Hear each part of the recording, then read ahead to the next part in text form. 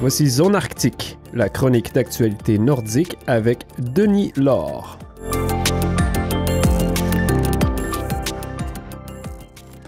Une récente étude démontre que plusieurs régions du Canada expérimenteront des sécheresses significatives d'ici la fin du siècle. Une nouvelle méthode utilisant l'intelligence artificielle a été développée pour faire la cartographie de ces régions. Le Nunavut, le territoire du Nord-Ouest et le Yukon subiraient les conditions les plus sévères, et ce dans les prochaines décennies. Le centre du Canada, la Saskatchewan et l'Alberta seraient aussi fortement touchés.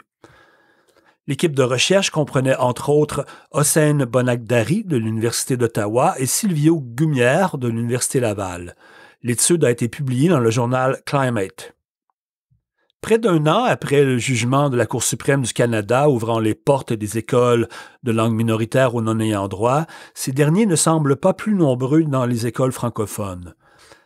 Les provinces régissant strictement l'accès à l'éducation en français, comme la Colombie-Britannique, n'ont pas arrimé leur réglementation à la décision du 8 décembre. Le président de la Fédération nationale des conseils scolaires francophones, Simon Cloutier. Avant que la CSF-TNO aille devant la Cour suprême, la majorité, pas partout, mais la majorité des provinces et territoires permettaient déjà à leur conseil scolaire d'avoir une certaine latitude. Pour nous, à la Fédération, le dossier est beaucoup plus gros que simplement les admissions. Il faut prendre en considération que la charte a été mise en place pour avoir un impact positif sur l'épanouissement et le développement des communautés francophones au pays. La Commission scolaire francophone des territoires du Nord-Ouest, celle-là même qui a gagné en cours contre le ministère de l'Éducation, de la Culture et de la Formation des TNO, n'a eu aucune demande d'admission d'élèves non ayant droit n'appartenant pas aux catégories déjà acceptées. Cependant, la directrice de la CSF-TNO, Yvonne Karine, affirme que le jugement lui a permis d'outrepasser des quotas d'ayants droit fixés par le gouvernement. La CSF-TNO négocie actuellement avec le gouvernement pour l'abolition officielle de ces quotas et l'agrandissement de son école Alain Saint-Cyr à Yellowknife. La commissaire aux langues officielles du Nunavut, Karkin Ariak, a déposé son rapport triennal 2021-2024 au comité permanent de l'Assemblée législative chargé du contrôle des opérations gouvernementales et les comptes publics. Madame Ariak s'est plaint de la résistance de différents ministères à fournir de l'information pour étayer ses enquêtes et a fait appel au service de la commissaire à l'information et à la vie privée. En 2023-2024, 19 plaintes ont été formulées, 13 concernaient l'Inuktitut, 1 le français et 5 ces deux langues.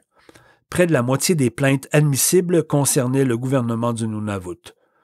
Entre 2016 et 2021, le nombre d'habitants du Nunavut ayant l'Inuktitut pour langue maternelle est passé de 66% à 52%. Le navire scientifique Adolf Jensen a fait naufrage près des côtes du Groenland et a relâché environ 20 000 litres de gaz oil le 19 septembre dernier. Selon le journal Le Temps, les pompiers tentent actuellement de contenir la marée noire dans les fjords à proximité du naufrage. Le gouvernement du Yukon a reçu 40 millions de dollars du Fonds pour l'infrastructure des minéraux critiques du Canada pour une étude de faisabilité permettant d'évaluer la connexion entre les réseaux électriques du Yukon et de la Colombie-Britannique. Parmi les prochaines étapes, la création d'une ébauche de gouvernance collaborative. Les Premières Nations de Colombie-Britannique et du Yukon ont été consultées et continueront de l'être, assure le premier ministre du territoire, Ranj Pillai.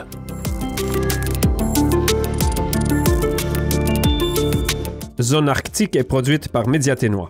Retrouvez toutes les capsules sur le site web media-union.ca ou suivez-nous en mode balado sur toutes les plateformes de diffusion.